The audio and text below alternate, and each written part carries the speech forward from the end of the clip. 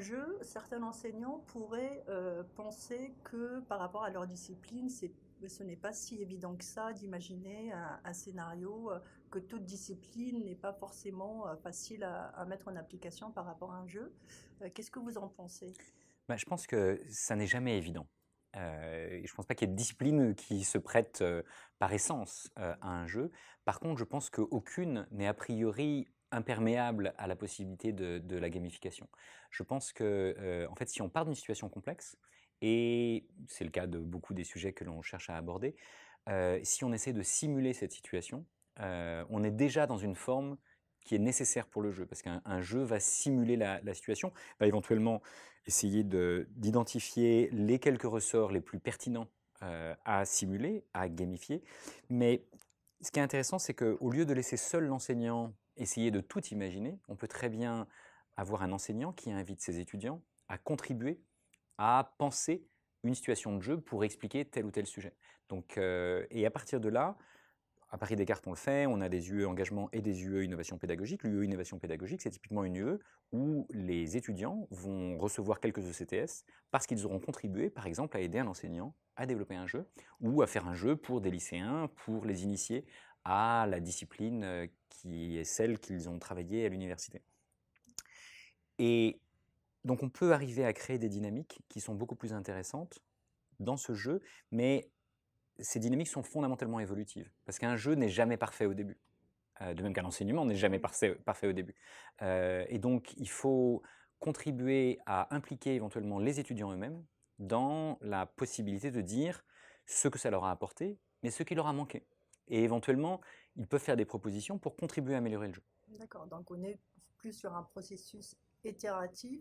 Et là, on engage les étudiants en amont, c'est quelque part une forme d'engagement pour concevoir, se projeter dans le jeu, jouer avec ou le proposer à d'autres étudiants qui, eux, vont faire un retour aussi pour améliorer le jeu.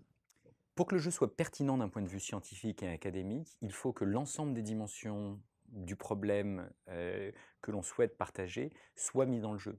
Et donc si les étudiants sont impliqués dans la conception du jeu ou son évolution, ça les amène à développer une réflexion systémique sur le problème et en fait ça les aide même à mieux comprendre le sujet même qu'ils souhaitent transmettre.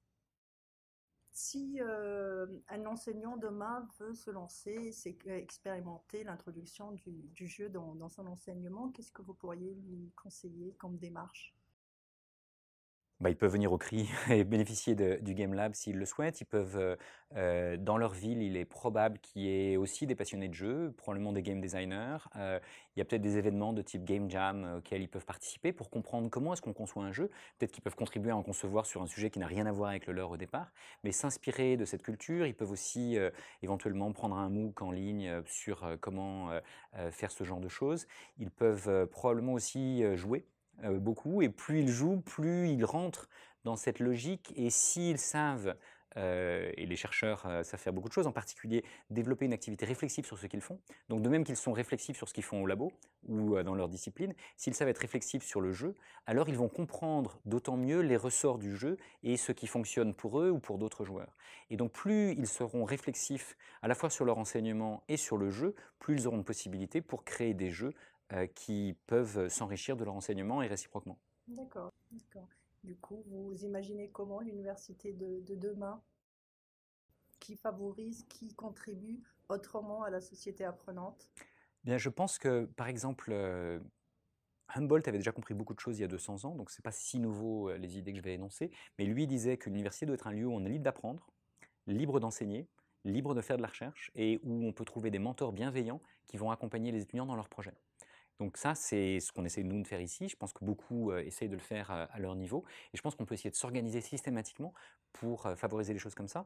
Et si en plus on rajoute une autre dimension qui est d'inciter les étudiants à s'intéresser au monde autour d'eux, à prendre des problèmes dans la vie réelle, qui peuvent être les problèmes planétaires, tels que les Nations Unies ont défini les 17 grands objectifs du développement durable, ou des problèmes locaux, qui souvent sont en fait le reflet des autres, on peut les aider à trouver du sens à leur engagement, tout en développant une réflexivité, des méthodologies de recherche, des méthodologies d'apprentissage, comprendre les bases nécessaires pour vraiment contribuer intelligemment aux problèmes qu'ils veulent résoudre. Et donc on peut vraiment arriver à créer des dynamiques qui sont beaucoup plus ouvertes. Et donc ce n'est pas une université avec des tours d'ivoire en silo les unes à côté des autres et qui d'ailleurs ne se parlent pas entre elles.